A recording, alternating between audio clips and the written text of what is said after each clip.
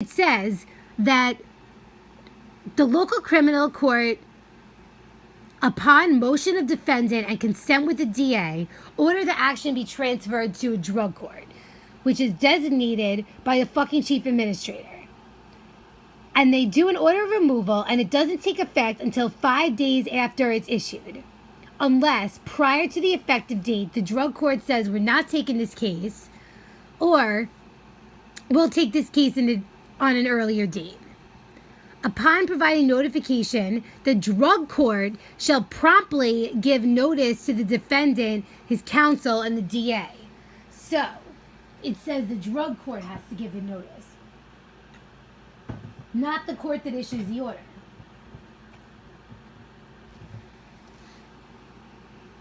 (170-20) Divestiture of jurisdiction, removal of case to Superior Court at DA's instance.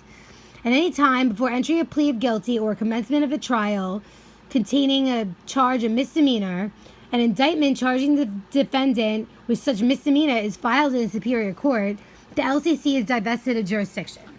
No shit. 2. At any time before entry of plea guilty or commencement of a trial, the DA may apply for an adjournment of the proceedings on the ground that he intends to present the misdemeanor charge in question to a grand jury with a view to prosecute it by indictment in the Superior Court. In such case, the LCC must adjourn the proceedings to a date which affords the DA reasonable opportunity to pursue such action and may subsequently grant such further adjournments for that purpose as are reasonable under the circumstances. Following the granting of the adjournment or adjournments, the proceedings must be as follows. If a charge is presented within a designated period and an indictment or dismissal results, the LCC is thereby divested of jurisdiction and all proceedings in the LCC with respect thereto are terminated. If it is not presented to a grand jury within the designated period, the proceedings in the LCC must continue. 170-25 Divestiture by indictment, removal to Superior Court at defendant's instance. At any time before entry of plea of guilty or commencement of a trial, a Superior Court having jurisdiction to prosecute such misdemeanor charge by indictment may, upon motion of the defendant made upon notice to the DA, showing good cause to believe that the interests of justice so require, order that such charge be prosecuted by indictment and that the DA present it to the grand jury for such purpose. Such order stays the proceedings in the LCC pending submission of the charge to the grand jury. Upon the subsequent filing of an indictment, the proceedings in the LCC terminate and defendant must be required to appear for arraignment on the indictment. Upon the subsequent filing of a dismissal by the grand jury, the proceedings terminate, and the Superior Court must, if the defendant is not at liberty on his own recognizance, discharge him from custody or exonerate his bail, as the case may be. 3. At any time before entry of plea guilty or commencement of a trial, or within 30 days of arraignment on the accusatory instrument, whichever occurs first, defendant may apply to LCC for an adjournment on the ground that he intends to make a motion in Superior Court to be prosecuted by indictment for the misdemeanor.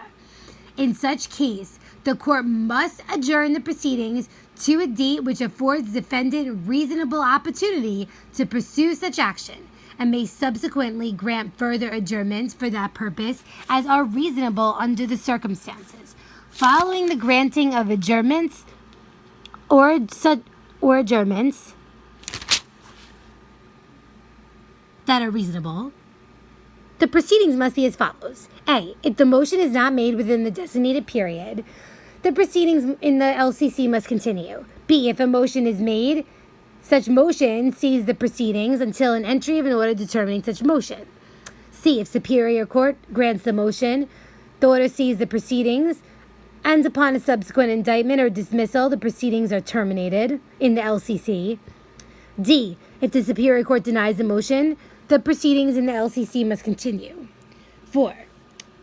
Upon application of a defendant who, on the basis of an order issued by Superior Court, is awaiting grand jury action and who, at the time of such order, has been committed to the custody of the sheriff pending grand jury action, and who has been confined in such custody for a period of more than 45 days without the occurrence of any grand jury action of disposition, the Superior Court which issues such order must release him on his own recognizance unless the lack of the disposition in the grand jury was due to the defendant's request, action, or condition, or occurred with his consent, or B, the people showed good cause, which includes some compelling fact or circumstance.